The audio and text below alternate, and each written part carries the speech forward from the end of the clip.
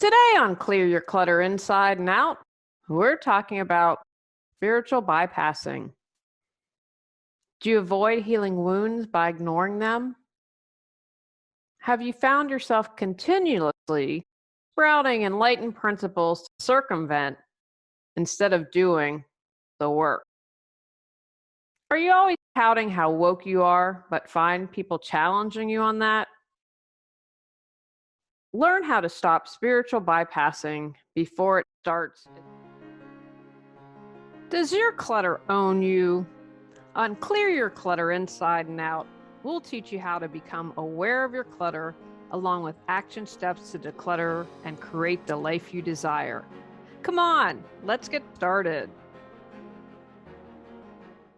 So today we're going to talk about spiritual bypassing. This can create clutter in your life. You can accumulate a bunch of stuff you don't use or need as part of your spiritual or religious pursuit.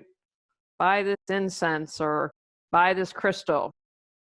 I have seen some incredibly cluttered homes of spiritual people. It can create mental clutter because if you are doing the spiritual bypassing, you're avoiding, and that can create underlying anxiety.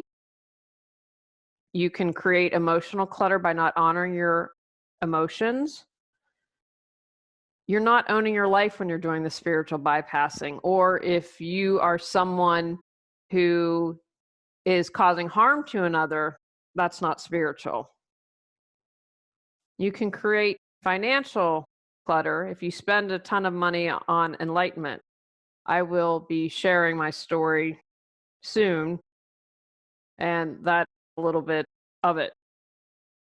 Can also create health clutter, just stressed. If you aren't honoring yourself, if you are spending more than you can earn, if you aren't feeling your feelings, that can all add up to stress. And obviously, relationships. One of the things that I had to ask my husband after I worked with this mentor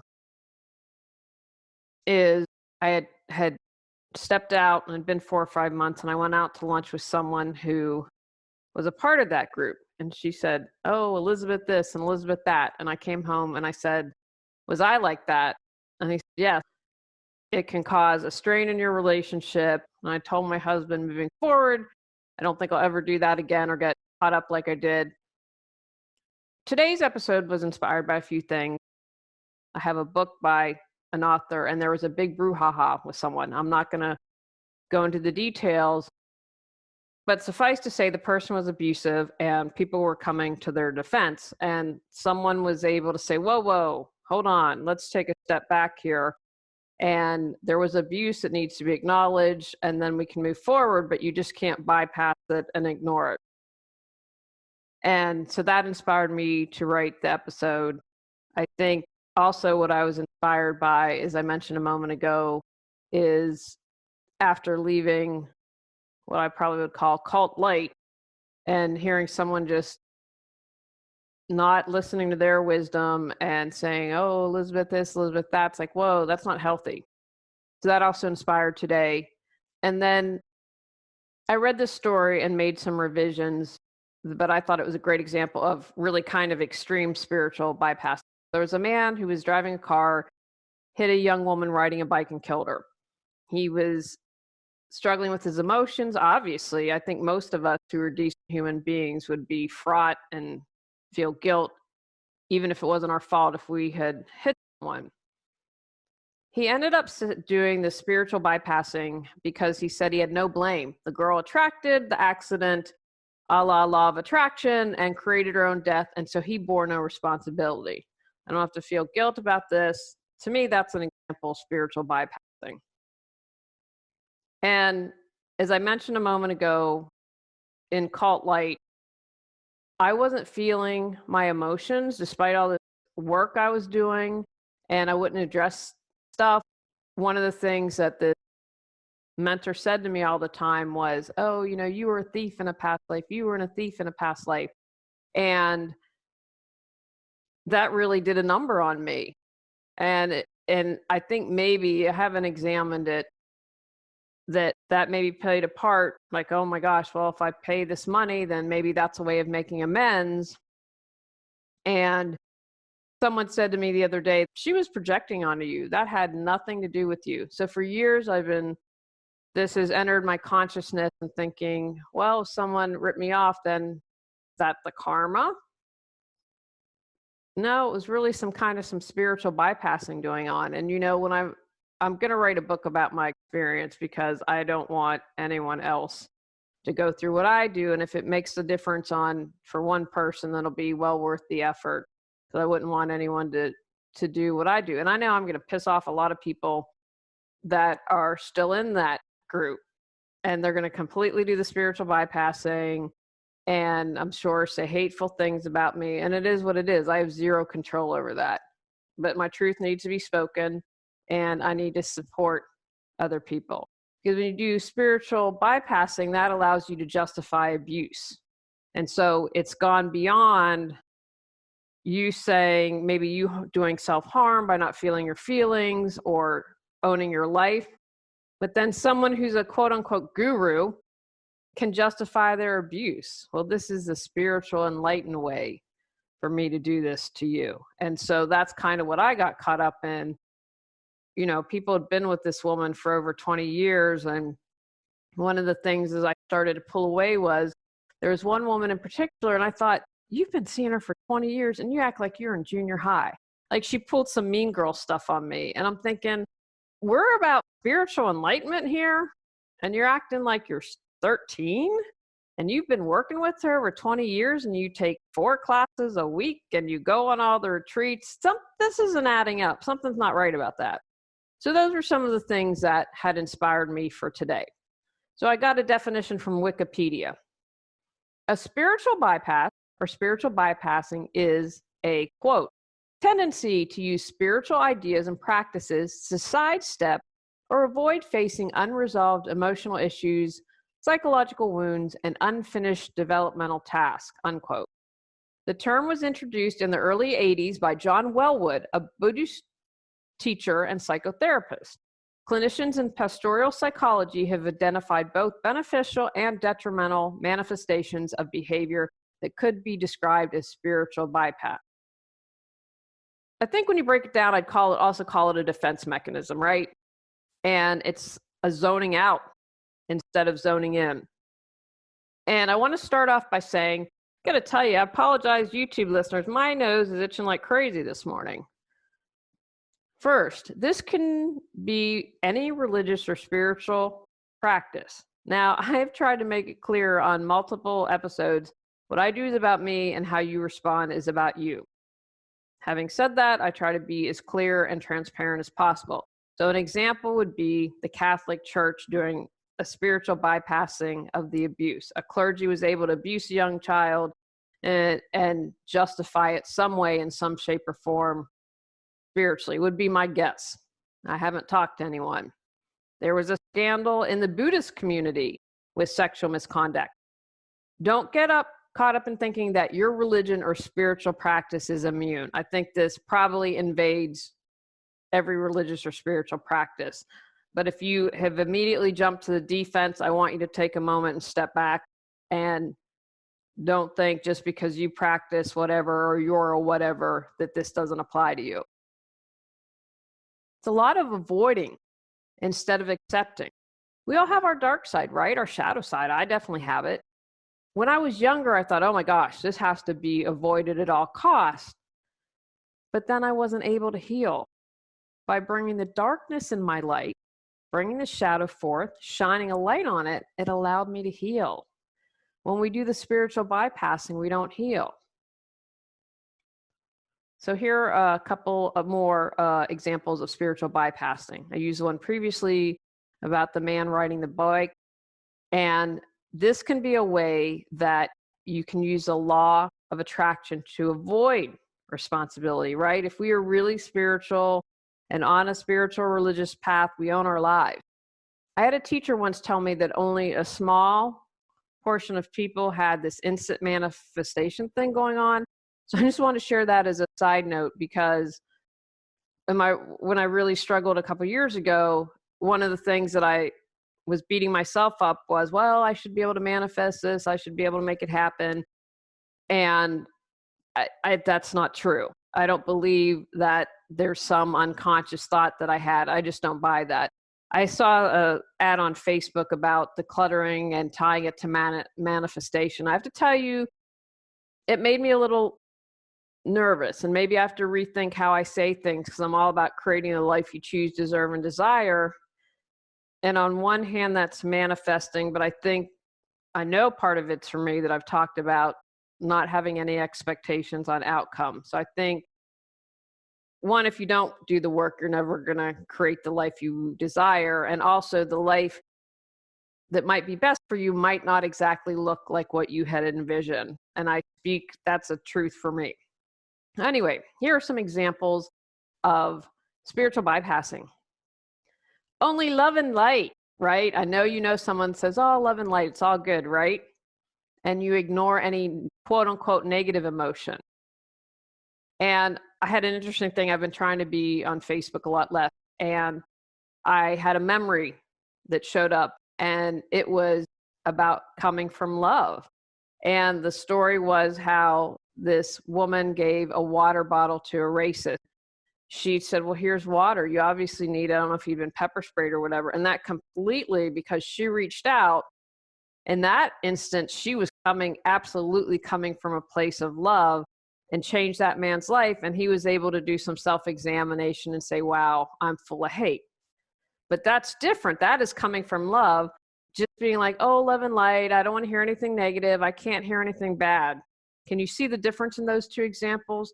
So I'm talking about the second one, when you just nothing negative. You don't want that energy in your space or whatever you say. I know we all know someone like that. They're doing the spiritual bypass. They're not doing the work.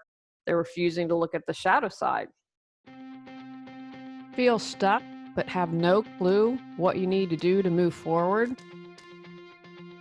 Would you like to feel energized and excited every day? Are you ready to create the life you desire? Julie Coraccio supports you in finding the answers within and then taking action to make changes happen. Visit reawakenyourbrilliance.com to learn how Julie can support you with life coaching. Making excuses is taking a higher path for bad behavior. Well, she'll learn from me if I take her money and tell her that her life's going to change. If I take a couple $1,000, I'm helping her on her karmic path. Well, that's making an excuse for bad behavior. Another way you might be doing the spiritual bypassing is not meeting people where they are. We're all equal. If you believe that people are less than you, I'm going to encourage you to rethink that. We're all on the spiral at some point. I go up, and sometimes I go down. And sometimes we'll go higher, but then something might set me back. So we're just on the spiral of growth. And I've seen that when people, well, if you don't do it this way, it's wrong. One of the things I loved, I've done a couple interviews with Judy, my teacher from California, absolutely love. And one of the things Judy said all throughout the course, and that I've remembered, is she'd say, these are simply tools for your toolbox, which I'm teaching you. Go out, explore, learn other things. And take what works for you. And so when you have someone that says this is the only way, you have to do it this way, then that should be setting off some noise for you to be like, wow, maybe I need to step back and think about this. Not being able to sit with feelings or discomfort, you've got to fix something. You have to change it. Oh man, did I struggle with this one mightily. And I've gotten better, way better than I used to be.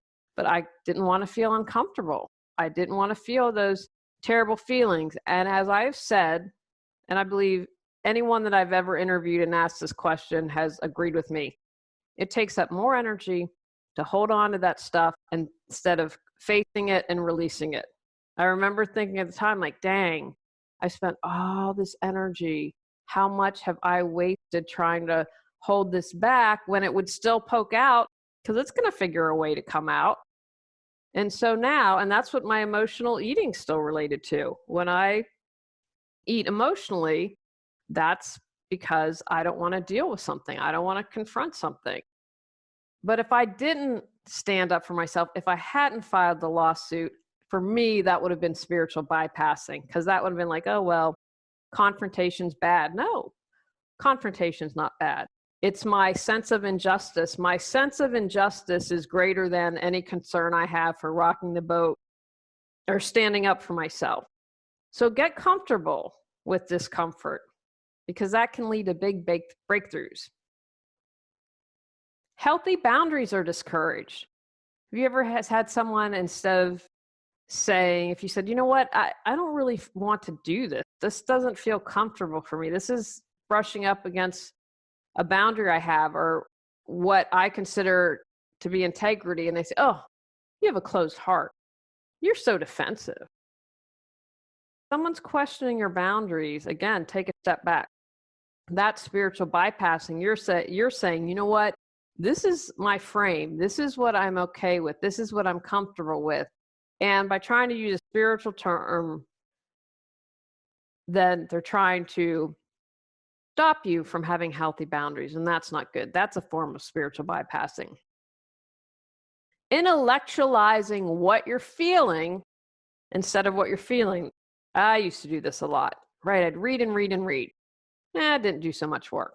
I was learning. I just wasn't applying what I'd learned. That's why I have take actions in each podcast. I'm hoping to save you some years. I'm hoping to get you started, because I want you to take action. An example would be if you're assaulted. So you take a self-defense class and you'll think, oh, if this I'm going to be prepared if this happens again. But you don't deal with what had happened to you. Or maybe you get a disease and you're going to study about it and learn about it instead of owning the feelings, wow, I'm dying. How am I going to process that? Right? It goes to the brain and we completely take out the spirit and the body. Hopefully that makes sense. So you think about, where do you intellectualize something? You know, for me, it would be spending a lot of time, well, I have to do this anyway, but saying, well, here we go. Spending a lot of time researching more law as a way to deal with my anxiety instead of fully embracing the anxiety. Hopefully that makes sense. As I've been talking, what's ringing true to you? Where have you done the spiritual bypassing? To yourself? Have you done it to others? Have you found yourself saying, oh, open your heart more? And remember, no judgment here. It's about learning and growing. Where have you seen others do this? Have you had someone do that to you? Have you maybe been in a group and seen someone do it to someone else? Where do you see spiritual bypassing in your community? Not just your neighborhood. Look at your town, look at your city, look at your county, look at your state.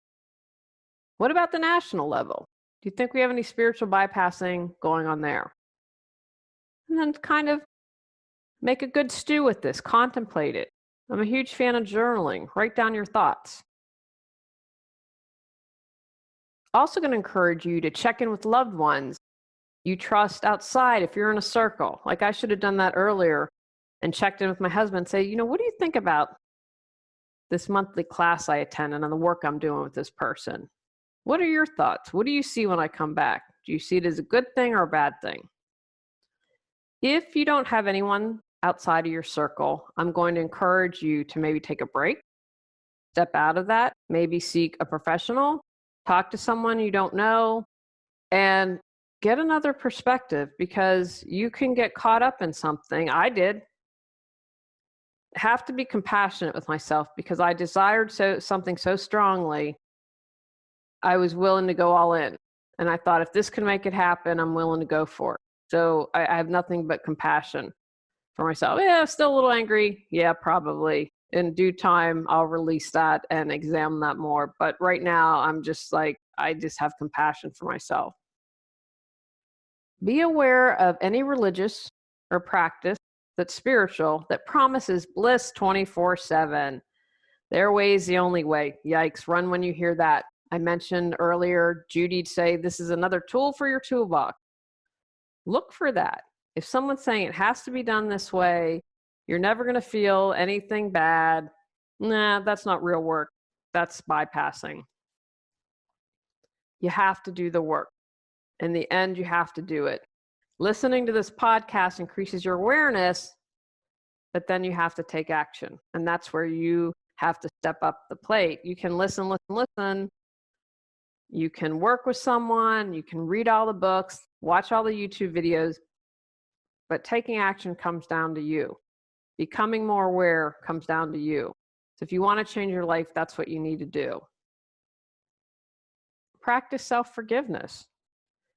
And you don't need to harm yourself to do this, and you don't need to harm others. You know, it's interesting what people can twist when they want it to fit their narrative, but I encourage you, really work on forgiving yourself. And forgive others when you can and understand that it's a process. I haven't fully forgiven the cult light leader, and I'm all right with that. I know that it's going to take a process, and one of the processes for me is going to be to write the book. I barfed up a narrative a couple years ago. I've had other things that are priorities. I know that I have to get to a place of neutrality and really stepping back and being able to not only process it, but I don't want to spend my time and energy and publish a book that's just complaining. That's not going to help anyone. I want to think, what did I learn for this? What were signs for me? What would I have done differently? What should I have done differently? And so that it can be a tool to support someone else. So I'm okay that it's a process. And, you know, when someone has really hurt us or harmed us, it is easy to understand why that can take time. So accept wherever you are on that process, but any little step you can take to begin forgiving someone is always a plus. Take actions from today's podcast. Recognize no religion or spiritual practice is immune from spiritual bypassing. Understand where you might have been doing the spiritual bypass, not only to yourself, but others. Gain perspectives of others outside your community, practice, or group.